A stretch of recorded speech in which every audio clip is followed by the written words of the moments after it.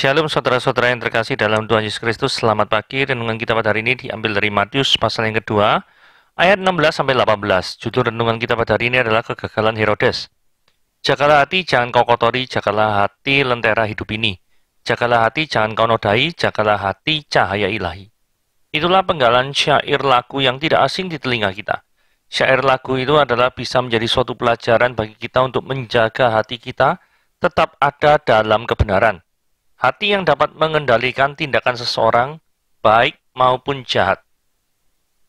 Dari petunjuk yang diberikan para ahli kitab suci, Herodes tahu bahwa yang lahir adalah Mesias yang akan menyelamatkan umat Israel. Tetapi Herodes tidak menyambutnya, malahan karena takut kehilangan tahta. Herodes mencari segala cara untuk mengagalkan kelahiran bayi Mesias. Herodes hanya memahami Mesias secara politis sehingga dia takut jika posisinya tergeser.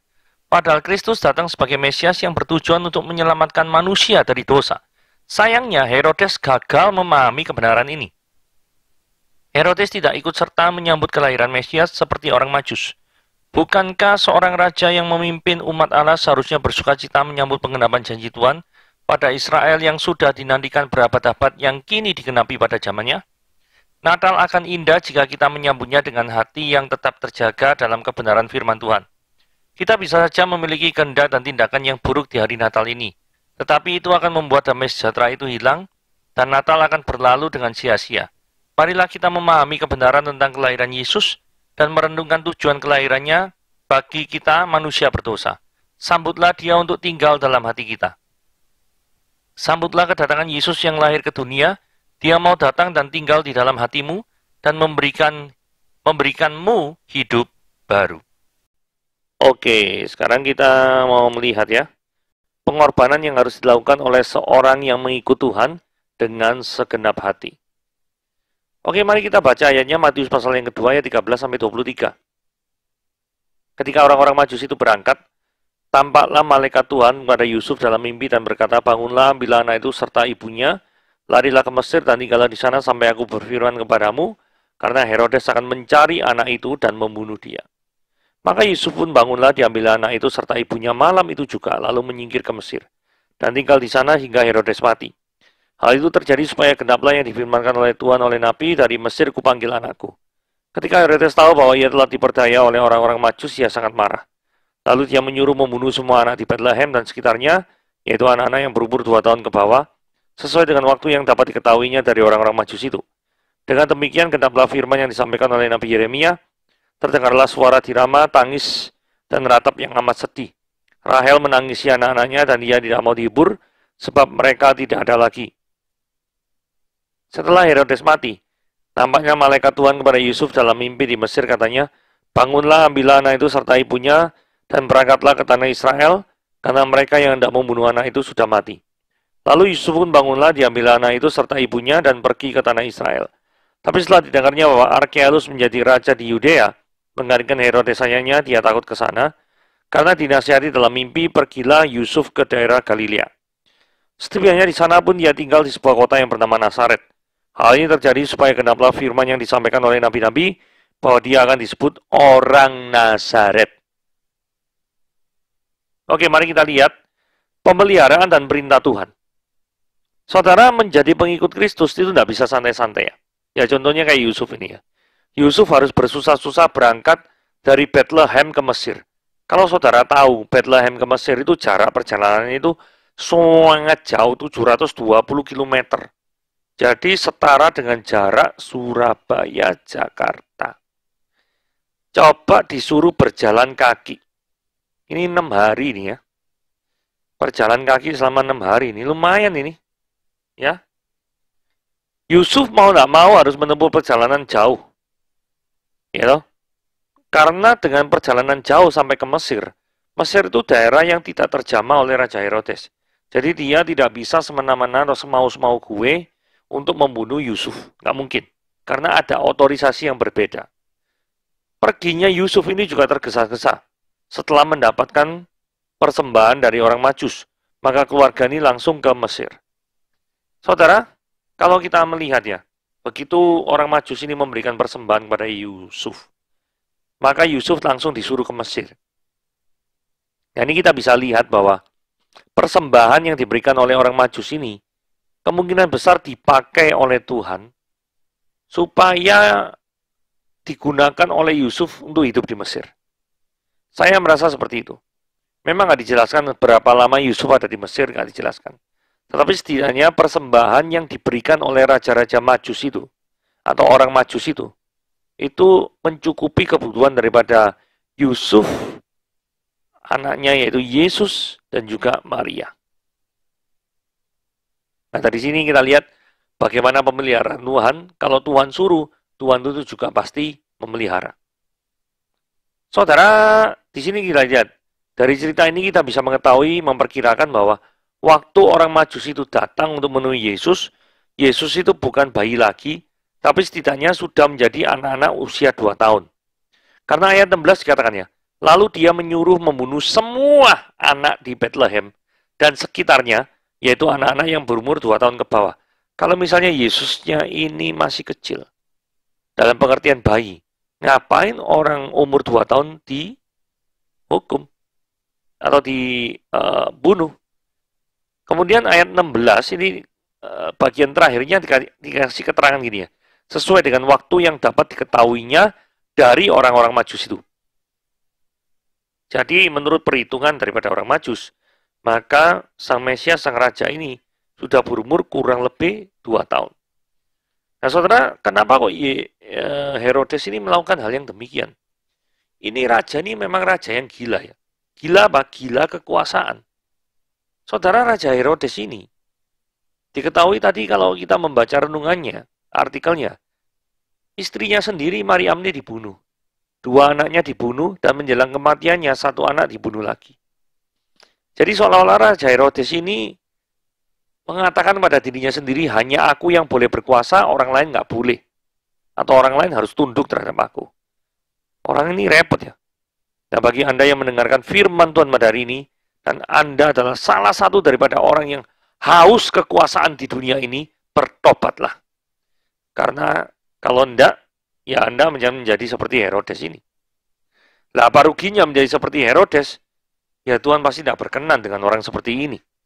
Kalau sukacita yang terbesar adalah orang itu berjumpa secara pribadi dengan Yesus, maka dukacita yang terbesar adalah ketika orang itu di dalam kehidupannya tidak pernah bertemu dengan Yesus dan melakukan keberdosaan ini dan merasa damai-damai saja dengan keberdosaan yang dia lakukan. Saudara, kalau kita lihat, Yesusnya kan masih kecil, masih bayi.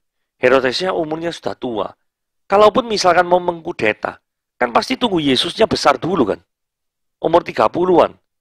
Nah, selisih 2 tahun sampai 30 kan 28 tahun. Kemungkinan besar ya Raja Herodesnya mungkin sudah meninggal. Tapi karena saking paranoidnya terhadap kekuasaan, sampai-sampai anak kecil saja dia tidak pandang bulu, mau dibunuh. Ini adalah kegilaan Raja Herodes. Dan kalau kita lihat di ayat 17 sampai 18, terdengarlah suara dirama, tangis, dan ratap yang amat sedih. Jadi ini benar-benar Black Christmas ya. Natal yang sangat gelap. Karena banyak anak kecil, nyawanya melayang akibat kegilaan daripada seorang yang bernama, raja yang bernama Herodes. Saudara, dari sini kita pelajari hal penting juga ya. Ketika kebenaran itu mulai dinyatakan, selalu ada kuasa jahat yang tak membiarkan kebenaran itu menang. Contoh ya, kalau misalkan ada orang yang ingin memberantas korupsi, tapi ada orang yang tidak suka, karena kalau korupsi itu praktiknya diberantas, maka income per bulannya orang yang kebiasaan korupsi akan berkurang. Pasti ada pro kontra, bukan? Nah, jadi dari sini kita lihat, ketika seorang menegakkan kebenaran, selalu ada pihak yang tidak ingin kebenaran itu ditegakkan, yang penting dirinya nyaman. Nah ini, 2 golongan ini bertentangan. Nah, kita lihat penyertaan Tuhan di tengah ancamannya. Tuhan memang benar-benar menepati janjinya. Setelah Herodes mati, maka malaikat Tuhan kembali lagi menjumpai Yusuf di dalam mimpi. Bangun, ambil anak itu, serta ibunya berangkat ke tanah Israel. Karena raja yang hendak membunuh anak itu sudah mati, jadi aman.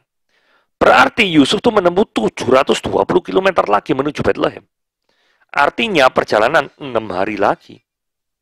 Ini suatu perjalanan yang sangat berat, tapi saya pastikan gimana ya, jalan kaki 720 km nih, rasanya gimana gitu.